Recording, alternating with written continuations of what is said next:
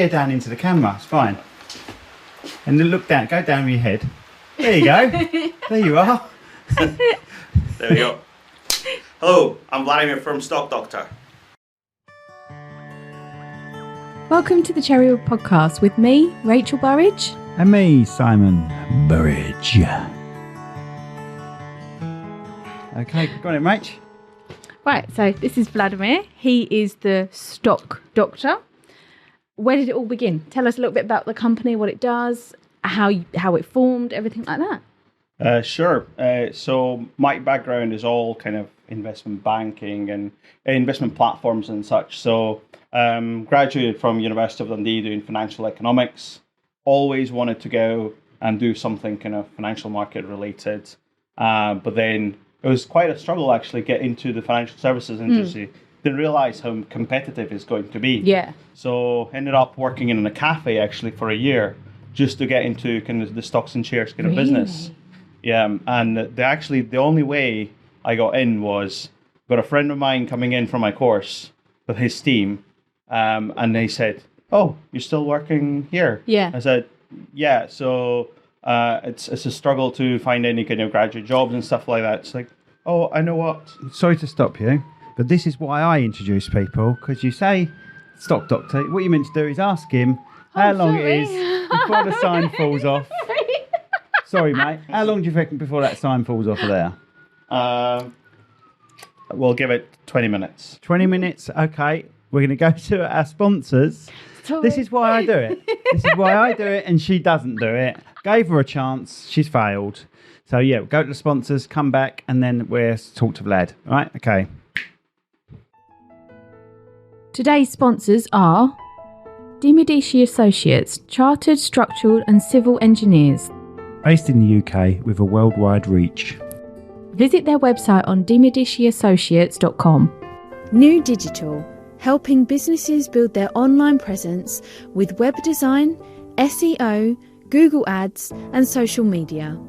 Get 10% off when you quote Cherrywood today. Visit their website at nudigitalera.co.uk. And we're back. Right, Rachel. Sorry, Vladimir. Carry on. Sure. Yeah. So they came in as a whole team for lunch in the cafe where I was working, and they said, "Well, you know what? One of my colleagues is actually leaving, so why don't you just pass on your CV over to me? I'll put it on my manager's desk, and because you've got exact same degrees as myself, it'll be easier for me to recommend you." And that's exactly what happened. So that was the only way I managed to get into the financial services industry. Just a little bit by luck, really. Yeah, it was. I mean, I had all the qualifications and all of that, but it was so hard to get your foot through the door. It was very, very hard. But then what I learned from that was actually kind of preparing for interviews. After that, I was literally nailing every interview. Once I kind of got a hold of like all the systems, I was really able to excel really quickly because I was really bad at exams. I was really good at doing stuff related. So once I was given the chance, it just kind of excelled from there. So the first year I was an investment analyst at Alliance for Savings. 11 months later, got promoted to senior data and pricing analyst role. I was leading a team of 4. Wow. Then my job started to kind of be between the 2 locations, Dundee and Edinburgh. I started to travel. The reason I started to travel to Edinburgh was that's where our traders were sitting. Right. So these were the people who would take orders worth of, I don't know, a couple thousand up to 10 million each. So, and I was actually the middle person. And my role essentially was to set up all the equities and bonds and funds on the investment platform. So this is where I got really excited about it. So Alliance for Savings allowed me to do one of the kind of qualifications as well. So I did investment operations certificate with Chartered Institute for Securities and Investment. So from after the investment platform, because that's quite often is like the very first question beginners ask is like, which investment platform should I use? I get that a lot. And the next question is, how much do you think I should be putting aside every month? And that was a really great experience because actually I can tell people what are the actual mechanics within an investment platform, how different teams kind of interact with each other as well. So that was fantastic experience. But what I really wanted to do was actually to understand how this individual company analysis works. And I started asking my colleagues around, and I said, do you invest yourself? My expectation was every single person working in finance would invest themselves. Yeah. And what I realized, it couldn't be further from the truth. Wow, really? Because Yeah. that was my next question. Have you invested? You know, 'cause Yeah. you have the background, you have all the details there in front of you. You That's can exactly see what I it, thought. and you can go, I'm going to invest in that, but nothing. No. So it was an investment platform. A lot of people were coming there just to work. And I was like, you've got the experience. You've got much more exposure than everyone else. Why wouldn't you not put your money at risk as such? And I said, oh, no, you know what? I'm not risking my money. And those people that were investing were quite often investing in funds. So while I was working in an investment platform, I would say probably only 20% of the people were investing, and mostly passively. Wow. And then when I transitioned over to Baillie Gifford, that's one of the biggest fund managers in Edinburgh. So they are really well known because of their holding Tesla. So they were one of the biggest shareholders in Tesla after Elon Musk. Right. So they also now invest in SpaceX and stuff like that. So they've got quite a few billion assets under management. So it was a really cool experience. Really, really enjoyed it. A fantastic atmosphere in the company. Very friendly, very kind of learning driven. That's what I really enjoyed it. So at some point, actually my wife was also working with myself in Alliance Trust Savings. Then she moved over to JP Morgan down in Bournemouth, and then joined me back in Baillie Gifford, because I told her, if you're looking to apply, that's a fantastic company. It's got such an amazing culture. So really enjoyed working there. But that's where I actually got the exposure to the individual company analysis. But the problem was that institutional investing is not exactly the same as when it comes to, we call it retail investing. So you're a private individual, you just maybe you've got a couple of hundred or maybe a couple of thousand to invest for yourself. And when it comes to institutions, the way they invest is like a percentage of the fund that goes towards a company. And that percentage could be 10 million up to 100 million just in one single stock. And I realized quickly, investing with tens, millions and hundreds of millions is not exactly the same as just investing a couple of hundred or a couple of thousand. So that's what I kind of was looking around for people who have done it already. And interestingly, the only person I could find on the internet was this guy called Umar Ashraf. So he was a Pakistani born in New York, and he became basically a self-taught trader. But what he was teaching was swing trading. So essentially trading over longer periods of time, not just like day trading, but actually swing trading means holding a position anywhere from 1 day up to like 3 weeks. Oh, wow. So it's slightly longer. Yeah. And then... and having enough capital to... get the drops. So that's the thing with different with FX, for example. When you're trading FX like on a retail level, what they do is they actually always leverage you. So basically, if you want to actually hold FX like stock, you need to buy it in lots, and actually that costs like 100 grand just to hold one lot. That's why quite a lot of people find that Forex is going to stop loss them quite quickly, and they're going to lose their money. And the reason for that is actually leverage. A lot of people don't understand it, but with stocks is you actually own the whole thing. Yes. So if it's going to go against you, you're still going to hold it. If it's going to go down to zero, you're actually still going to hold those shares in your portfolio. It may not be worth anything, but then the value will go back up. Right, okay. Could you turn the fan off, Rach? It's affecting this, sorry. Okay. We're all going to have to be hot and sweaty. We'll be naked by the end of this. That's what you said you wanted to do, Vlad, wasn't it? To get Rachel naked? That's the only reason why I came here. Brilliant. So before we go into deep chat about Stock Doctor and that business, let's talk about your past. So you obviously, with a name like Vladimir, I don't think you were born in Scotland. No, I never was. So originally from Tallinn, Estonia, actually. That's where I was born and raised. So in reality, I was the experiment on my family. Okay, well, So, like, test tube, baby. not in that sense. So I do have an older brother, but like if you go back and think of the years when I was born in 1990, so I'm 34 now. My brother's 3 years older than me. He was born in 1987, and it was just the time where one of the Baltic states, specifically Lithuania, was the first one to become independent. And that's where my parents decided, you know what, Alexander, that's the name of my brother, you're going to go to the Russian school, and Vladimir, you're going to go to an Estonian school because you're picking up the languages quite quickly. What was the distance between both schools? It was probably 30, 40 minutes. Oh, right. So it's actually both opposite ways and stuff like that. Yeah. So in reality, like, yes, my name is Vladimir, but like all my friends are Estonian. Right. Back at home. Yeah. I literally have like one or two friends that are Russian speaking, and apart from my family. Okay. Wow. Cool. That's amazing. Right. Cool. So your wife, am I right in saying your wife is Russian? Yes, my wife is Russian. But you didn't meet her? I actually met her on a holiday. So it was first year in uni in Dundee University. Right. And then I had to go back to Estonia to do my national military service. Oh, right. That's compulsory. Okay. I had to do that for 11 months. So I was in the artillery battalion. Like firing all the kind of big howitzers and stuff like that. How did you find that? It was awesome from one side. It was an absolute waste of time from the other side. Yeah. Did you get... See, because they're thinking about bringing that back into the UK. Yeah, that's what... Yeah.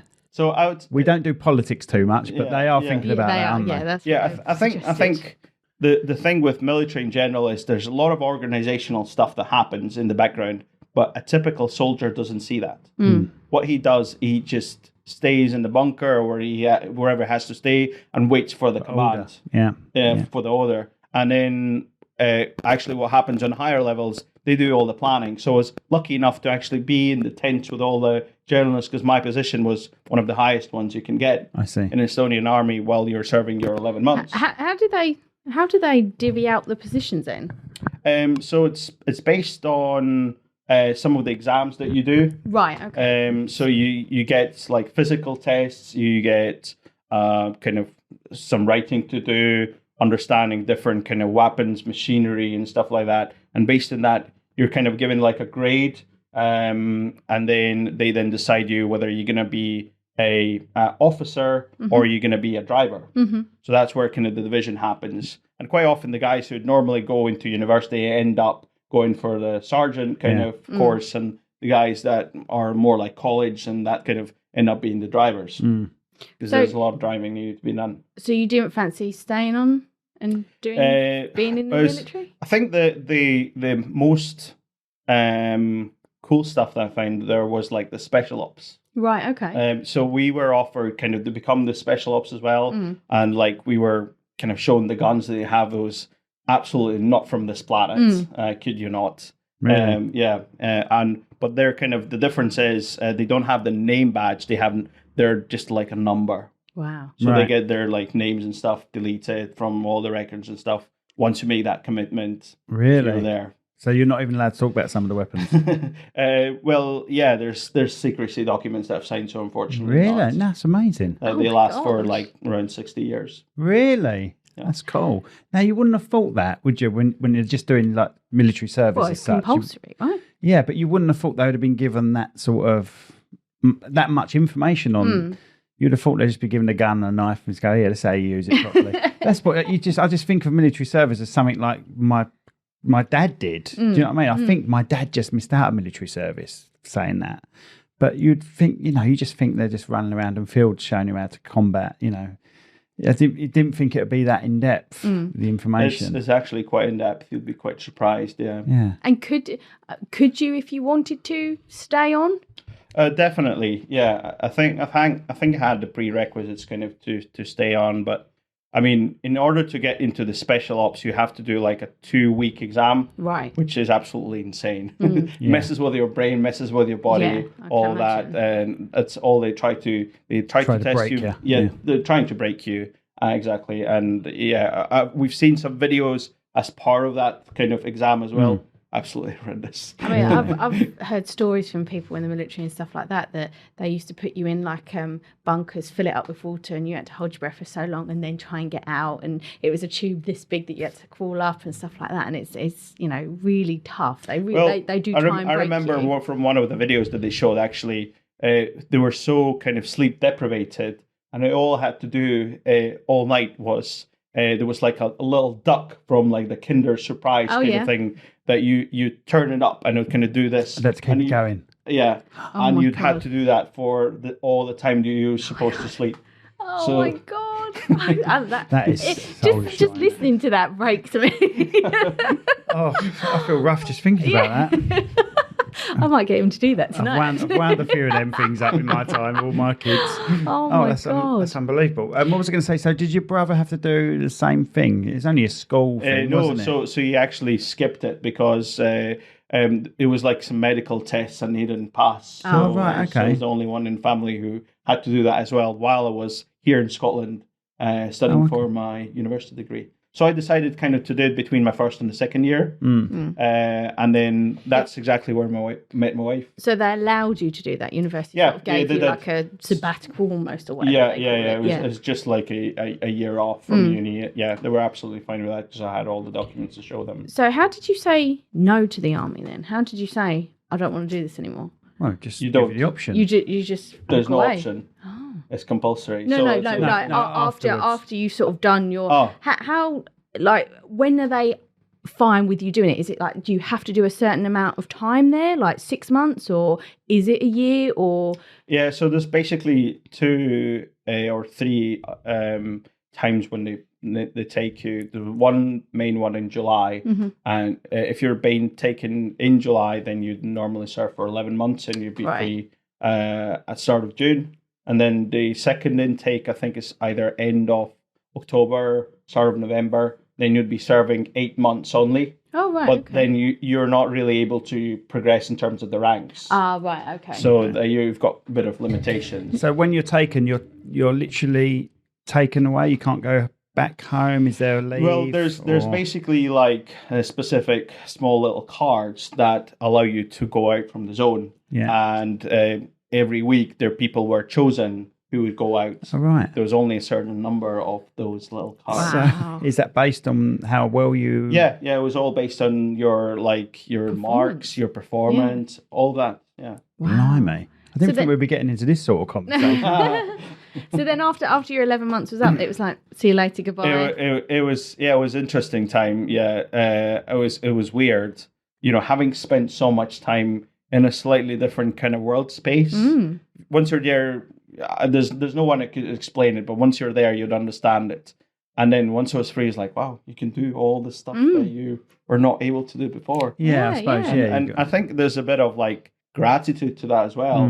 You can appreciate Some life things. skills. Yeah. Absolutely. Yeah. Do you think it's helped with what you're doing today, mindset wise? I think so. I think it's probably have kind of set a bit of like boundaries and maybe some persistence in some way. Okay. Yeah. Sometimes when you hit some of the roadblocks and you're like, oh, like, I know, I can't do this.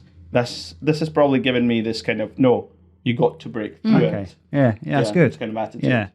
So in a way, you've got them to thank sort of for that. Yeah. Oh, that's brilliant. Okay, so you've done that. That was a surprise, that one. And you came to Scotland when?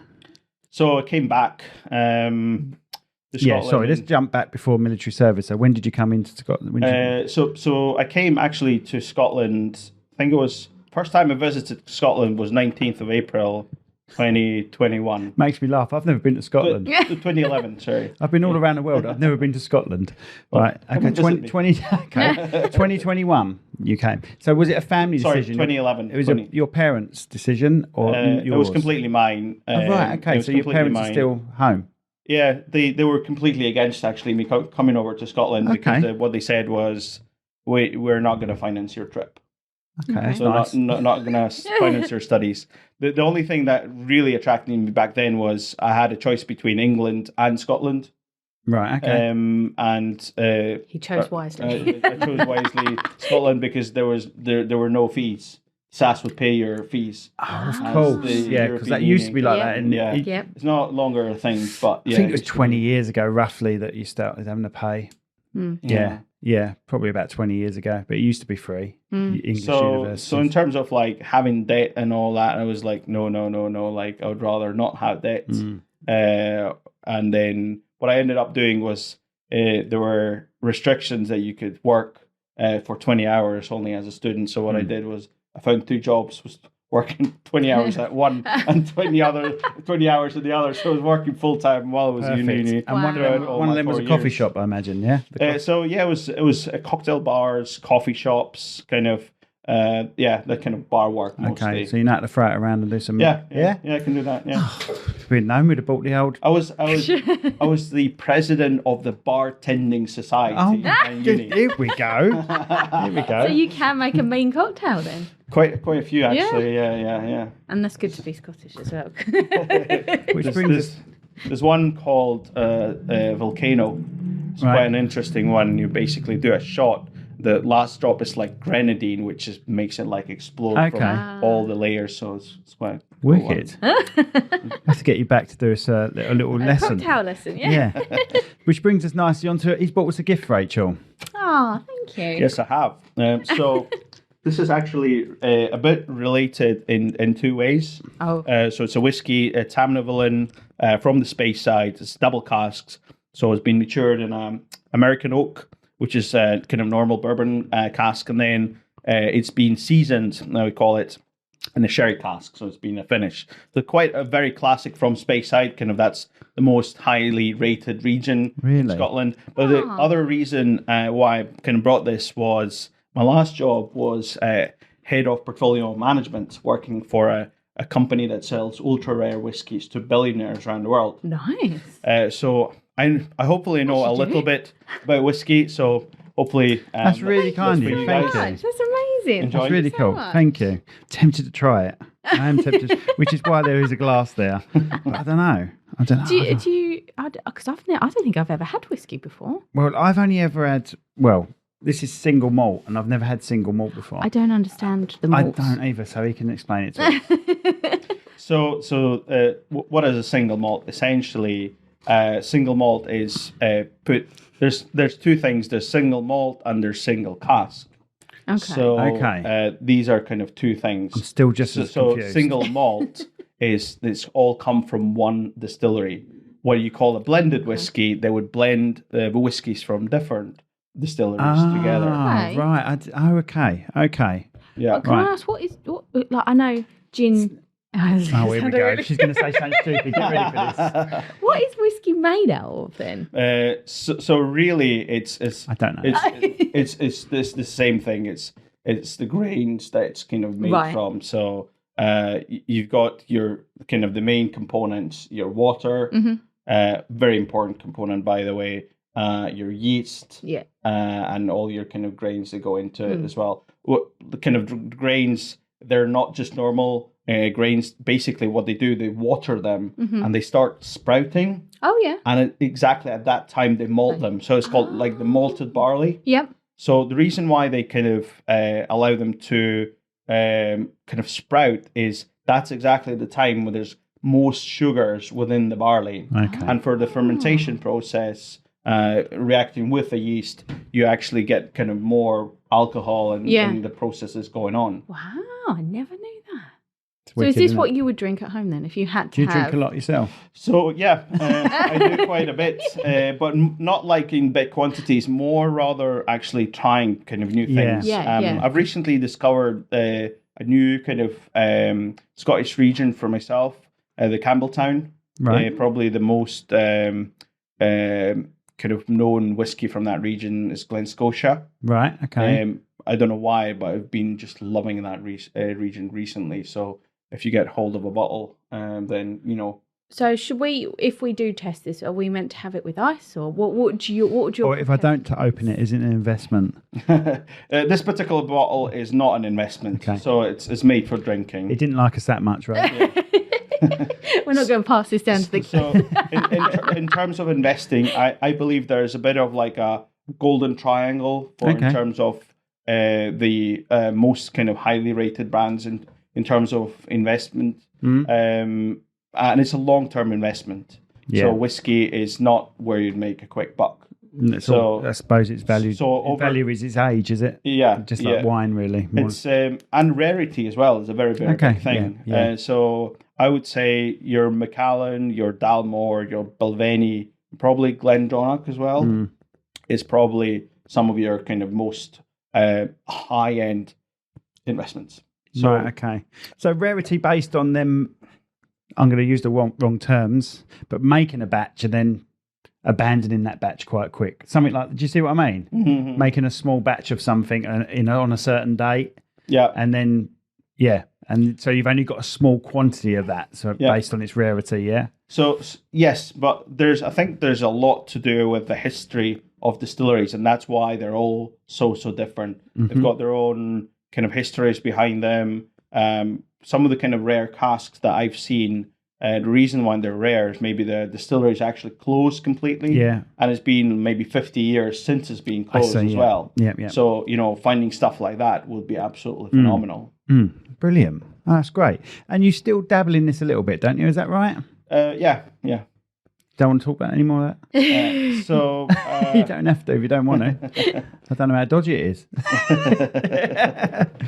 I mean, whiskey world is very interesting. I mean, part of kind of my most recent kind of role as head of portfolio management was to kind of do one of the courses as well with so it's like a SQA course that you do with Edinburgh Whisky Academy for single malts. So we had to do tasting, we had to do kind of all the history about it as well. I could say you could probably say I'm certified in that space now as well. Cool. So you were selling whiskey for millionaires, billionaires. My role was never selling. So my role was actually looking at the auctions, look at what the auctions do, and based on the auction results, and based on the collections people have, suggest kind of maybe fill the gaps within the collection with something valuable. And you were saying to me earlier that most of the people that decided to buy the stuff that you were suggesting was for them to drink. Really? Yeah. And it wasn't cheap. Yeah. Wow. So we had just recently, I'm still working actually for them 3 days a month as a contractor now. So I've recently seen like a photo within the chat where they opened up the Macallan Reach. So that's... I think the cheapest you can buy is 220,000 for one bottle. Oh my God. So it's like one of the bottles that's got like arms around it, and I could see it on their table like opened up, and they're like drinking it. And they were setting it. I said, "Oh yeah, Macallan 81 Reach was really good." Oh my God, that's like a house. They're drinking like a house. That's unbelievable. If we do taste this, how is it best served? Shall I open it? I did go to a whiskey place once in Amsterdam, and they were making me try different drops of water with it. Makes sense to you, doesn't it? Yeah, it does. Yeah, it does. Different drop. I think this particular whiskey, because it's high ABV, you need to actually try it. Probably not drink it with ice, but probably start adding water. So what happens with whiskey is actually, as soon as you start to dilute it, in terms of flavor, starts to open up. Okay. You'll see what I mean when you try it. I can't even get it open. Oh, there it is. So don't water it down with something like Coke or anything. No, don't do that. Never do that to a single malt. I don't know. I've never had whiskey. Slap you around the face and walk out. Shall I do it? If you want. What am I pulling it? Probably. See how crap I am. Well, I do drink, but I don't drink much. So if alcohol was to be banned, I wouldn't batter an eyelid, to be honest with you. It wouldn't bother me that much. But I don't mind drinking. Oh, I thought you were going to It's not champagne, mate. No, I thought you were going to drop it. Right. So what do you have to do? Because I know wines and stuff like that, it's all about the peaks, isn't it? It smells like sherry more than anything. Yeah. Oh, Sherry finish. Oh, mate, if it's going to be like sherry. Well, that is a lot to drink. Don't worry about that, mate.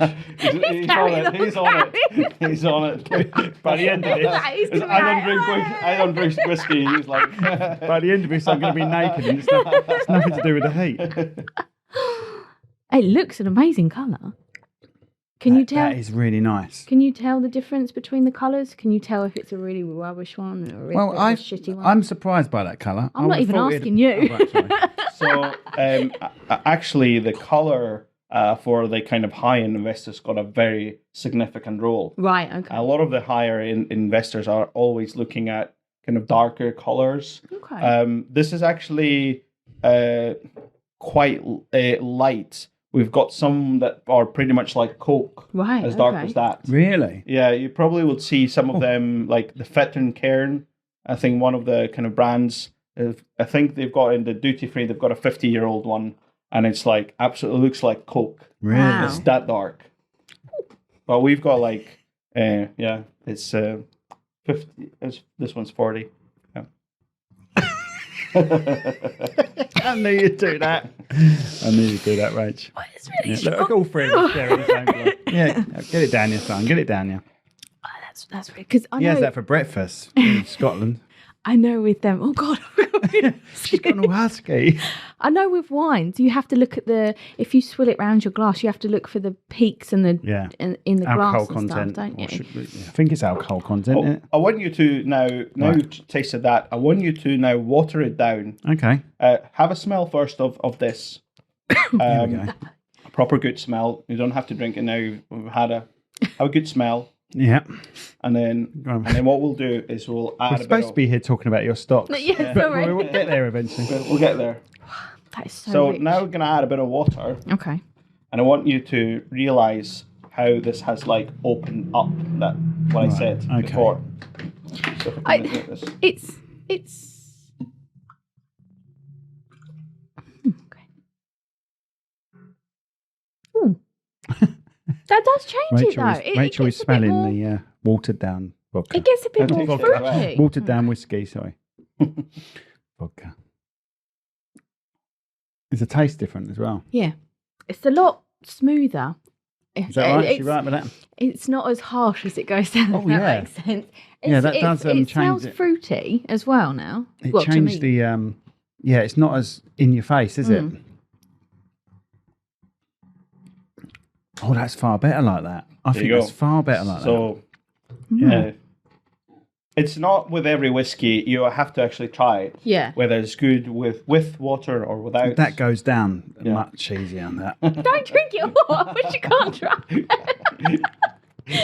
So if I went to a bar and said, "Can I have whiskey and water?" they wouldn't laugh at me. No, I No, don't they think never. would. No, Oh, it's just okay. normal. Yeah. It's, I that's went to a fine. whiskey bar, like I say, and they were making you do different amounts of water with the tasting. just never order Fanta or Coke with it. Yeah. That's where we're at. Could I have a whiskey top, please? Whiskey shandy. And you said no ice. Don't go with ice. I mean, you could, but I would say start with water first. Okay. Because I imagine it would just be constantly changing its flavour as it melts. Exactly. Yeah. Yeah. Wow, that's That's amazing. brilliant. Thank you so much for bringing that. We don't get many gifts, do we, Rach? No. But they're always our favourite people when they bring it to you. Really appreciate that. Thank you. Right, let's get on to Stock Right, Doctor yes. then. Now, how did that come about? Yeah, so, I was talking about working in Bailey Gifford and taking this course from this guy. And once I started working for Bailey Gifford, what I realized was I couldn't actually follow what the guy was teaching, the guy from New York, because his as I said, strategy was basically swing trading, meaning that you'd hold a stock for anywhere from 1 day to 3 weeks. And then once I started working for Bailey Gifford, I realized the internal policies was that you couldn't buy and sell the stock within a 60-day period. Oh, right. So that actually threw everything out of the window, and I had to find something myself, find something that works within those timeframes. Right. Yes. And that's exactly where the whole idea of Stock Doctor sparked, was because you've got a lot of people working within the industry that have access to buying stocks and shares or doing some other stuff professionally, don't have the time to sit in front of their computer looking and the stocks going up and down. Exactly. And that's exactly what, there's no one really teaching like this kind of, you can call it short-term investing, you can call it, essentially one of the strategies that I've got invests anywhere from 2 months, and the reason was Bailey Gifford Yes, and the of course, restrictions, yeah. up to 18 months. So that's typically when I realize my investments. Right. And these are normally your growth stocks, growth and momentum kind of stocks. That's kind of the strategy. So when there's basically the company's doing well on financial balance sheets and that, and there's actually other investors continuously buying that same stock as well. That's two big elements that you have to consider. And how do you find those kind of stocks? That's exactly what I teach. Right. That's where the kind of idea. So it's basically a course, yeah. Yeah. So there's no there wasn't anything like this in the market when you needed it. Yeah. There still isn't. I've asked my kind of the people that help me with the SEO kind of stuff, the people that have been doing some videos for me. They say, oh yeah, maybe try and find someone who does kind of videos in the same format. And I said, well, try to find one. And there's no one. There's nothing. So you can't really compete with anyone as such. Well, at this point, maybe there will be some, but I think there's a bit of like it's difficult to get to that stage because now go back to my kind of experiences, investment platforms, individual companies. It's all short-term stuff, isn't it? Yeah, and then kind of looking at the funds. So I've got this unique place where I'm at, and then Whisky as well. This unique place where I've got all-round investment experience in terms of all the parts of it. And I think that's where it makes, and I also absolutely love teaching. So some people are like, well, they do investing for themselves, but they can't be bothered teaching it. No, I understand. And then you've got this question asked a lot, well, if he's successful, why is he doing the courses? You get that asked all the time. And the reason for that is actually, back in the days, I wanted to be a math teacher. Okay. So I've actually gone all the way, come back, and then started this. So you invest yourself? Yeah, all the time. There you go then. So it doesn't matter, does it? Like you were saying before, when you experienced it before, there was hardly anyone investing that was showing you how to do it. So it's essentially, the courses is the active income. The investments are constant passive income. Yeah. So it's brilliant. And I suppose it's nice that people can actually see that you don't just teach it, you actually preach it. Yeah, exactly. You've got to practice what you preach. You don't practice what you preach. Yeah. So you actually do it, and you can say to people, this is what I've done, this is what I've learned, good or bad, and you can actually teach that as well. So what we have is basically like a community. So people that have done the course, we have a Discord, and what I do is when I make an investment, I'm not basically, I can't give financial advice because I'm not regulated as an IFA. But what can people don't mind do? Telling them. Yeah. But I'm basically, my role is to teach the process, how to do it. And if I'm investing in something, I can just say, guys, I've just invested in that.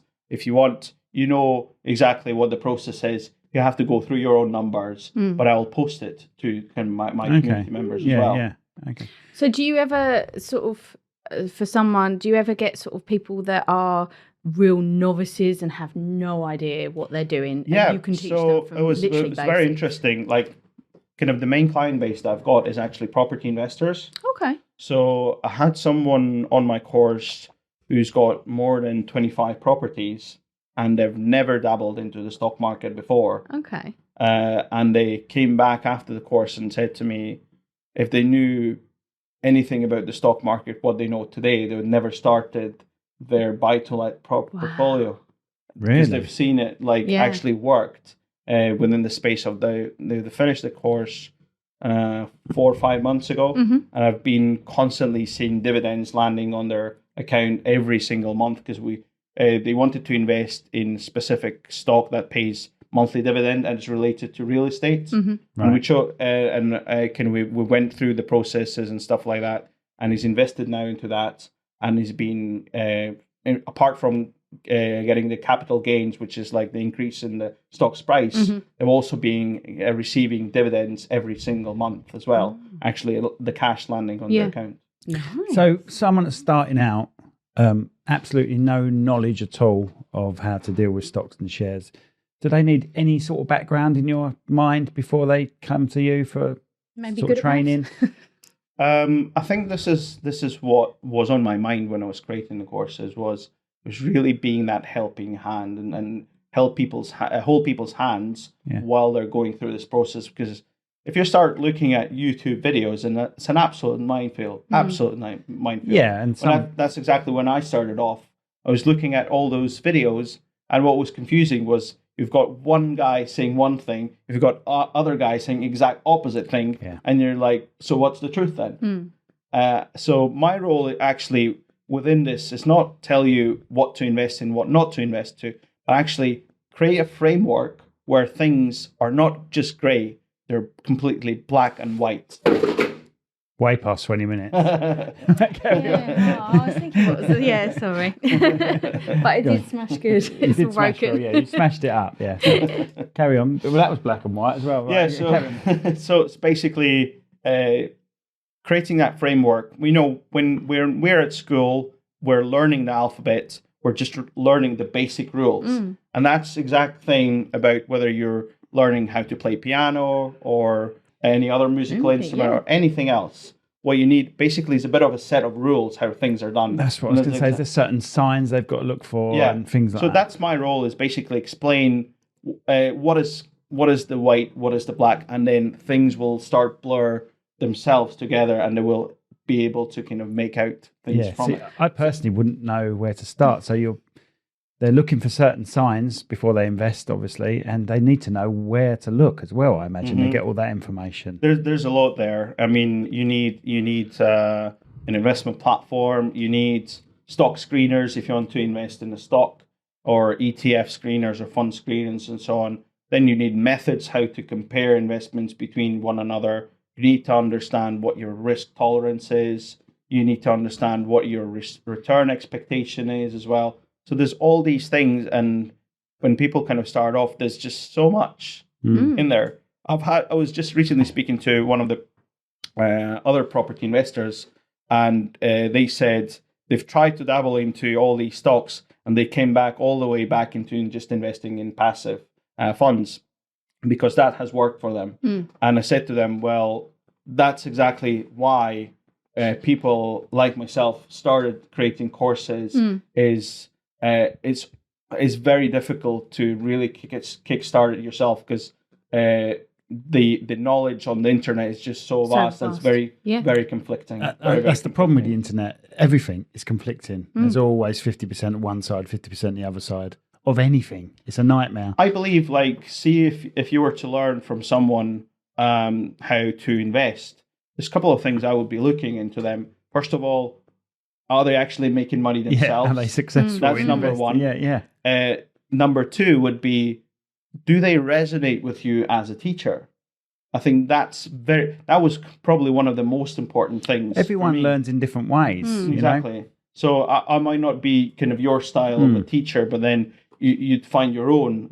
But these are kind of the couple of criteria that I would look into. When I was kind of looking for my mentor, for me, it was so important to actually connect with them as a person. Of course, yeah. Do you have an ideal type of student that you like? That's the sort of person I'm looking for to. Yeah, I think someone who's actually very keen.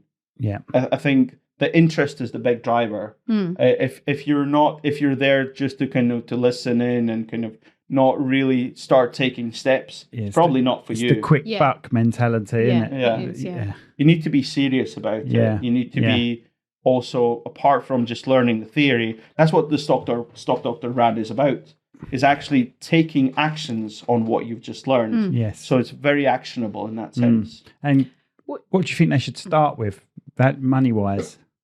Money-wise, so I think anyone that's just starting off, and that's how I started myself, was you can start with your bank, you can start with an investment platform, open up a stocks and shares ISA if you haven't. Okay. And maybe start putting, 100 quid or 200 quid aside every month. So number one thing is creating that habit of investing. So, I mean, I know a lot of IFAs would talk about pensions, but quite often we don't talk about ISAs as often, in my opinion. So there's 4 different ISAs that, so ISA is an investment savings account or individual savings account. It's tax-free on a certain amount. Yeah, so it's tax-free up to 20,000 per year. So if you've got a partner, that's already 40,000 per year. So that kind of really helps. So what we did with my wife in particular was that we started putting some money aside towards our mortgage. And the other side, we started investing in stocks and shares. And we had a 20-year mortgage, but after 3 years and 10 months, we paid it all off. Wow. And that was thanks to investments. Wow, that's amazing. It's amazing, isn't it? So with the courses that you teach, are they group courses or one-to-one basis? Or because with the group courses, you could get someone, like we said, that is a complete, has no idea, and then you could get someone who is quite clued up. That's quite a difference that you have to sort of, it's a broad sort of teach it. You have to teach a broad amount of people, really. Do you do a lot of one-to-ones? Is it face-to-face, Zoom, or anything? So, yeah, it's most of the courses that I have been doing is through Zoom. But what I've recently started doing is, you wouldn't just pay $5,500 for a course without actually maybe having to spoken to someone, having had a one-to-one. And I think this is where. So is that what your courses? Is that the figure your courses start from? 5.5K, right? Okay. Yeah, it's for the 15-week course. With one-to-one mentorship as part of it as well every week. Are you creating video? I'm not trying to get work, by the way. Are you creating videos that they can refer to and things like training videos or anything like that? So what I do is always live. So that's kind of another trademark of Stock Doctor. But it's nice to have something to go back to, isn't it? For them to go back to? Yeah, once you kind of, if you're serious about it again, and you go on to any kind of Zoom you're absolutely free to take all the snips. To record it, to take snips from it and stuff like that. So, and you can refer back to it. The thing we do with our courses is a big part of it is practice. So, like with maths, with all the kind of formulas, you wouldn't never get good at it by actually practicing it. That's right. So, same thing with stocks. Doesn't really matter what kind of part. What kind of a subject it is. For me, it's all about practicing. I see. So how do they practice then? Because obviously you can't just say to them, right, okay, here's the stock market, go and practice, can you? So what you can do... Do you know what I mean? It's like... I know for a fact, I've dabbled in gold a bit, buying and selling the gold, but very, I've no knowledge. Well, this is there were like free ones where you just got imaginary money. You can do it with imaginary money. That's the sort of so it's called paper trading. Right, okay. This is called paper trading. Oh, I didn't know that. So, there are some platforms, and that's exactly what we do. So we place some paper trades within the course itself, and we see how our investments perform within that. I bet it's gutted now if you've really made a decent investment and you realise there's nothing. So the thing is, I've actually made real investments on the back of our the stocks that we've been researching to show people, this is what we're going through is real stuff. And then I post it on the chat as well and say, by the way, I made a couple of thousand investments. Right, so they've paper traded something and you put an investment on. Yeah. Fair enough, isn't it? Okay. Yeah. It proves that, Because this is going to be another weird question, but do you of course it is, you're asking it. No, what I'm trying to say is, do you have to sort of put something in there to almost trick them or sort of slip them up to make them aware of it's never always going to be up? Sometimes there is a bit of a downfall. Do you have to sort of fake that sometimes to get them used to that? Because that is part of investing in stocks. There is, at some point, there is going to be a downfall. And if I can add to your question, mate, like things like news, you're teaching them to watch the news and look at current affairs and things like that because it must affect it or not. So to ask your questions, first of all, your part, when you're dabbling into it, of course, in terms of strategies in general in investing, what you have is never any single investment is going to materialize. The way you need to look at investing is over a sample of series of investments that any kind of professional investor would tell you that. So you're normally taking a sample of 20 to 30 investments and looking at them overall, whether they have performed or not. Now, in reality, each of your individual investments can always go up and down, but the strategy collectively, that's where the strategy comes. Okay, that's where I'm going wrong. That's why we're not millionaires. No, exactly. Right, so how would people find you? Basically, they go on Stock Doctor. I don't know what you. Yeah, so they go to stockdoctor.co.uk. You can read all about me. I'm very transparent. Kind of that's the whole reason I wanted to start this brand is it's all based on transparency.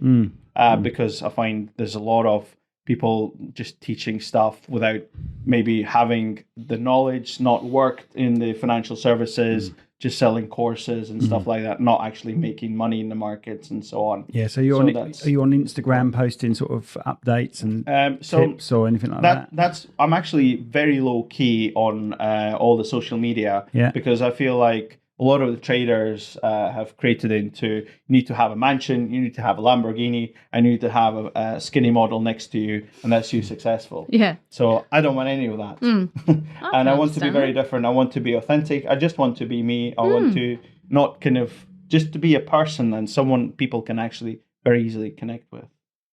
So going back to Simon's question, so do you have to keep up? How do you keep up with market trends and stuff like that? Like, is it the news mainly, or does that affect? Obviously, it does affect stocks and shares. It does affect. Now, depending on what kind of news it is.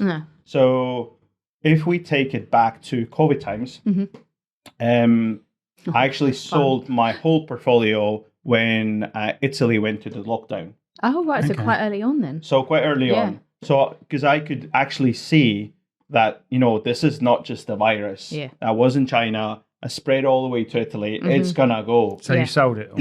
I sold it all. And then that's where I bought back in May. I wasn't buying at the lowest points, but I bought back in May. And this is where I was actually making one of my best investments as well. I was buying a oil and gas stock that doesn't exist anymore, but it was a ticker QEP, and it was basically a oil and gas stock that a lot of the hedge funds were buying. And in 7 months, I made 689% return. Oh my God. Blimey. So was you looking at, like you say, a lot of the hedge funds are buying it? Is that what you were looking at to think, at the actually, time, if they're buying it, I'm going to jump on it? Yeah. It was not just purely that. No, of course. It was more of a kind of a question to myself. Do you think that we are not going to be driving cars anytime soon? That was the question in my mind. And I said, no. Everyone's breaking the rules of COVID and traveling and stuff. There's no way. We've been trying to do it, but everyone's starting to break the rules because some people think that's unreasonable. Some people think it's too much on them and stuff like that. People still had to get to work as well. People were still working, so they had to use. There was no public transport, really, wasn't there? The buses are very limited, and the trains. If we've been limited so much, and we still can't be controlled by the rules, it will have to go that way. Yeah. So that was one of the reasonings. So you waited for it to come right down, and then yeah. I actually bought it right at the bottom. Would you give it a year? Lockdown for about a year, because everyone was quite sensible the first year. When it got into the second year, we were like, "Oh, sod this. We've done this." Yeah. And it wasn't as good. The second summer wasn't as good. Yeah. So everyone was like, "Right, we're gonna break the rules now." Yeah. Well, it was weird because I went to Estonia right when we had straight after our first lockdown, and they didn't even have the first wave yet. And I went in there. All they had. The only sign of COVID was just the stickers on the floor. Like stay 2 meters apart. That was it. That was the whole COVID after the first lockdown in Estonia. And we were all mental about it. You're not allowed to go in this shop, and you have to, no one can go round in your bubble. God, I wish I bought shares in Perspex, didn't you? And what I did after that was I made that a phenomenal gain in the oil and gas. And what I realized, so as soon as I sold my oil and gas stock, I realized that Christmas is coming and the whole shipping industry was all over the shop, all the shipping containers. And that's when I invested in the shipping container business. And I made another 300% in another 6 months. Did you invest in Zoom? No, I didn't. Because I realized it was already too late. You more than anyone would know how well they did. I imagine they did amazing, did they? They did amazing, and then kind of the came down as well. We'll see how NVIDIA does. NVIDIA is kind of the chip maker. Of course. AI, I knew NVIDIA. Yeah, so it's been making like absolutely. They do like graphics cards more than anything, don't they? Yeah. So they've just passed Apple by their market capitalization. So I think they're second biggest company in the world now. Wow. And anyone who, for example, invested in them I think a week ago, has already made 20% on top. Yeah, I heard something on the internet, so it's bound to be true about Apple. If you had invested every time an Apple phone came out, if you had invested that amount of money for that phone in Apple shares, you'd have millions. Wow. Probably you would, yeah. Have millions. It's because what happens is as the stock market grows, what you will see with Nvidia happening in weeks' time, its stock is going to split. So they're going to have a 1 to 10 stock split. Right. What that means is when there used to be just one share, it's going to become 10. Mm-hmm. What's going to happen to the price is going to be exactly the same. It's going to split into 10 different small pieces. So one share of Nvidia at the moment costs, I think, $1,224. And then when it's going to split, it's going to be, for one share, it's going to be 122.4 for one share. But you only hold 1/10 of that. Yeah, absolutely. Right. But what it makes it easier for people just coming in into the stock market is they can access it. They don't have to spend the whole 1,000 to buy Nvidia shares. They now can only spend 100. I understand. But from the company's point of view, nothing has really changed. No.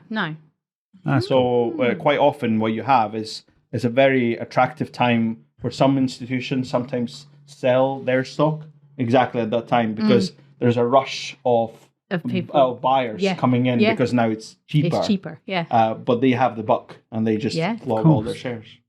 So this is quite a risky job to be in. Do you ever find that, like your risk management? I think it's all in the preparation again and all in the research. So what I find with people on my course is when they come to like week 6 or 7, it's like, oh wow, I'd never realized there's so much preparation to it.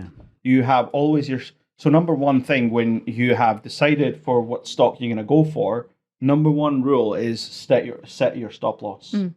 And the stop loss is always set based on your personal risk tolerance, how much you are willing to risk. But also, you need to be careful there because you need to allow for the stocks to go against you as well. That's the thing with stocks. You need to give them, we call it the breathing room to go against you. So normally my risk tolerance is 25% on every £1,000. Okay. Yeah. So that's how much so what it means is even if things go south, then the biggest amount I'm going to lose is only £250 on £1,000. So my question is, with the app you use to buy and sell your stocks, can you set the stop loss automatically? Is that what you would do, or would you just keep an eye on it? Because you could go to bed 1 minute and it just plummets. So the one I use, you can set an automatic stop loss. I normally don't, so because I watch the stocks every day anyway. But the strategy that I teach doesn't require you to look at it. It's just I just have fun with it. You watch the stocks so do you watch every one of your investments every day? Just once a day. Right. Okay. Once a day. Okay. Just by the end of it, just saying, oh, how well it did. Anyway, if you're gonna ever invest into your first stock, what you'll find, you'll be looking on your phone every 10 minutes. Oh yeah, I know. Yeah. And eventually the novelty will wear off. Yeah, it will. It will. But it's because I just kind of love it. Like in general, I love stocks and love shares and just being in there, understanding. Even you were asking about the news and stuff like that. See, when you're just looking at them, the information would come to you through your phone anyway. Right. You don't need to subscribe to any kind of. You would see it. You would see the kind of. And you'd never be the first one who would know about something happening. There'll already be some kind of effect on the price, kind of priced into the stock. Years ago, and I can't remember because my memory is that bad, there was well done, mate. Sorry. There was an app that you could use to it's like stocks and shares on horse racing. Do you know what I'm talking about?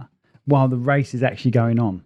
So the favourite would be, a certain value, but you can watch it. If it starts losing the race, you can sell it.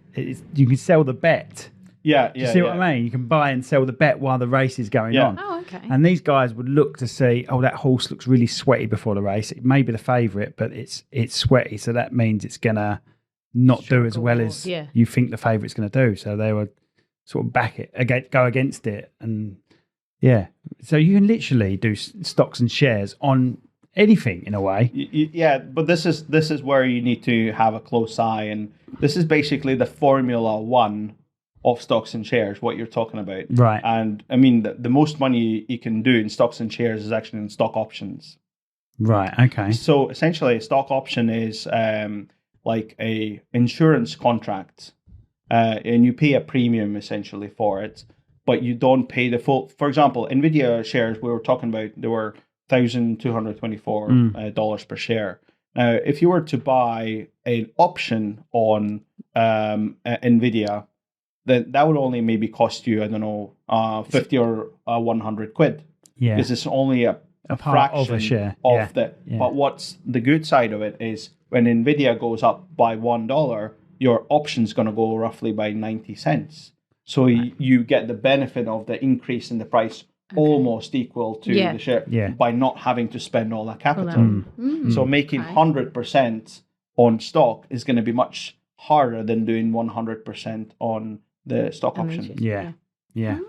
And that's more of a quick gain thing, isn't it? Yeah. Well, that's basically considered the Formula One of kind of stock trading and scalping and stuff like that. I know quite a few people within my community who that's the term, scalping. Yeah. It's but I used to be on that all the time, didn't I? Remember? It drove me insane. Yeah. Literally, it was like. And you could set bots up. So you could set bots. I think I used to bet on the second favourite to lose or something like that. Yeah. But it was just it was never quick enough. The bot was never quick enough, if that makes sense. So it would flick in and then, come out too quick. That's what you have with a lot of the bots as well. It's, I mean, there are a lot of what you call bots in the stock market as well, but they're really there to create liquidity.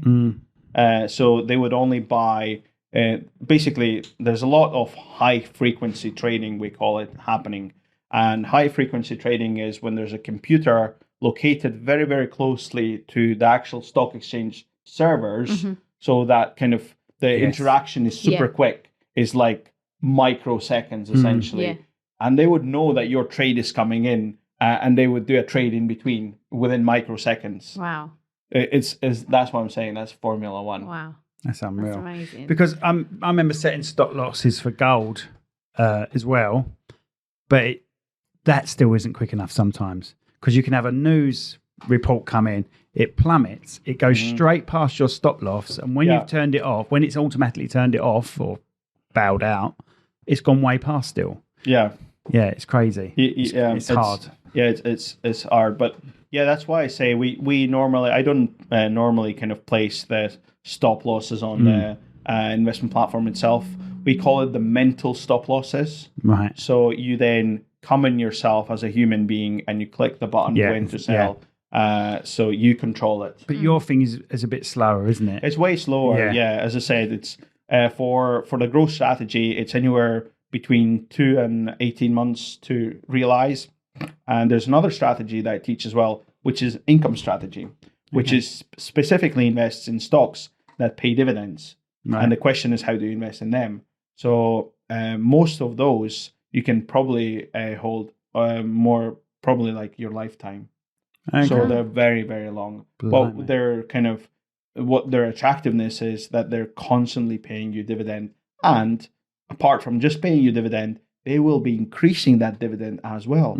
So if you were to, for example, hold McDonald's shares that pay, I don't know, 2 point something percent dividend per year, if you were to hold them maybe 10, 20 years, you'll be getting, for that money, you'll be already getting 10% because they have increased their dividend over the years on inflation, stuff like that. But also they've increased it as well. Brilliant. So we've heard some of your success stories. Have you ever had, what are the challenges then? Are there any challenges that you've ever faced and thought, how am I going to get over this, or how do I conquer this? I would say I've never experienced like actual complete calmness when I'm actually placing a trade. Even to this day, it's going to work out, or it's not going to work out. It's going to work out, or it's not going to work out. But what you have is we call it a checklist. So, and I know some people have got very specific numbers in their check. I don't. So that's why the strategy that I teach, the growth strategy and the income, they're quite dynamic, meaning that depending on the industry, you can plug in different numbers, but it'll be industry and company specific as well. So in terms of kind of placing the trades, it's always where I struggle. But I'm coming back to that checklist, and I'm like, what does the checklist say? What did you write down back when you were not in an emotional state? Now that you are, it's time to go back to that little list and go through each one of them. If it says yes, what does your check? If it says yes everywhere, just go and make the trade. So have you ever mixed like whiskey drinking and stock trading? Have you ever had a few too many and gone, I tell you what, let's just do it for Dutch code? I would probably do that within a poker table, but not with stocks and shares. That's brilliant. It's been great having you on. So once again, tell everyone how they can find you. Yeah, sure. So you can find me on stockdoctor.co.uk. And if you want to look at the courses that I do, you can read all about me under About Me kind of section of the website as well. And just if you want to kind of follow me in terms of any of the socials, you'll find them at the bottom as well. And Whisky thing, can we get hold of you regarding Whisky? Sure. Just drop me an email through Stock Doctor. If you ever were looking to buy a whiskey bottle worth of 15 grand or more, just give me a shout. We've got that. That's brilliant. Yeah, well, I'll get a couple of bottles. Brilliant. It's been great having you on. Thank you very much for coming all the way from Scotland to see us. That's amazing. Thank you. Yeah. Thank you. Thank you.